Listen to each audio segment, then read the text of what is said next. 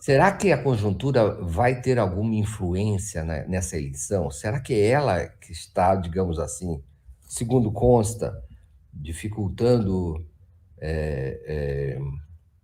a ascensão do governo Bolsonaro ou do candidato Jair Bolsonaro nas próximas eleições? E será que ela tem, existem condições de Bolsonaro vir a se recuperar, recuperando ou melhorando índices como inflação de dois dígitos, juros de dois dígitos, desemprego de dois dígitos, ou seja, acima de 10%, esses três indicadores?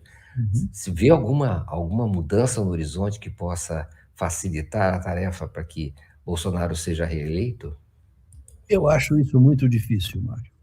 Eu acho que, inclusive, que ontem a Folha publicou, é definitiva a respeito disso, né?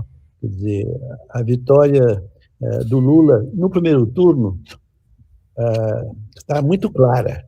E tudo indica que isso vai se aprofundar, essa vitória, nos próximos meses. Quer dizer, depois de 3 anos de desgoverno do Brasil, né, os brasileiros perceberam, né, que presidente estão tendo. Quer dizer, e, inclusive, os ricos que apoiaram o governo Bolsonaro, que votaram no Bolsonaro em 2018, a meu ver, de uma maneira absolutamente equivocada, inaceitável, né? Porque eu compreendo perfeitamente que as classes ricas, capitalistas, votem em candidatos conservadores, social, como é que chama?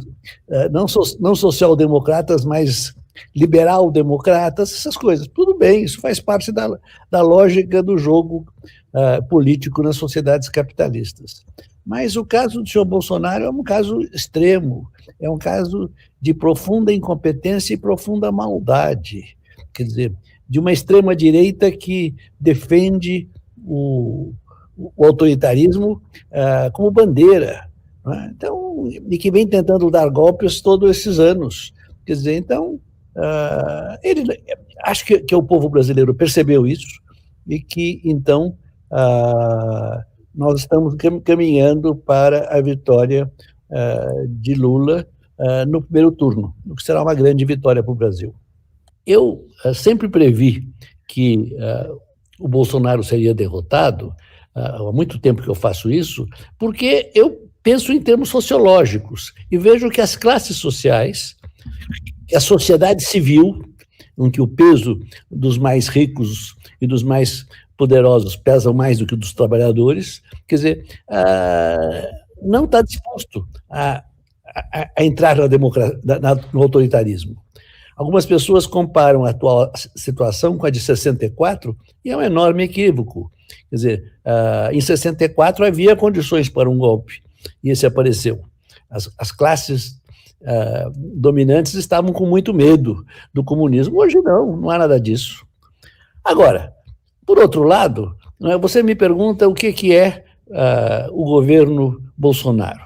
Quer dizer, é um governo de extrema direita.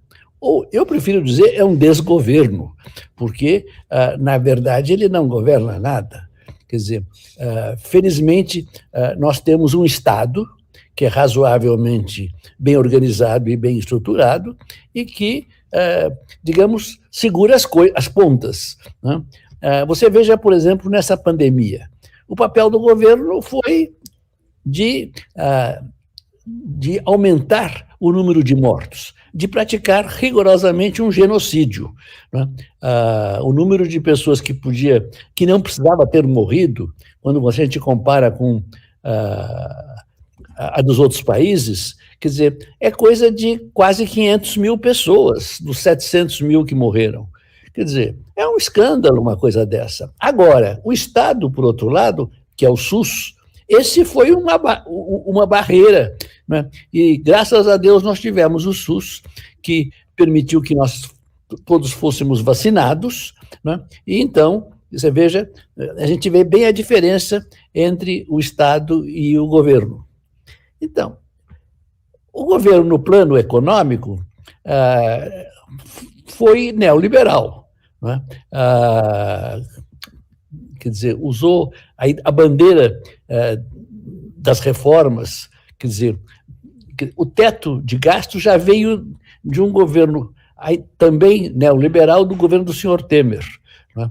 Agora, o governo Bolsonaro tentou continuar com as reformas e com privatizações, né? Essa privatização, por exemplo, da Eletrobras, que é um escândalo, né?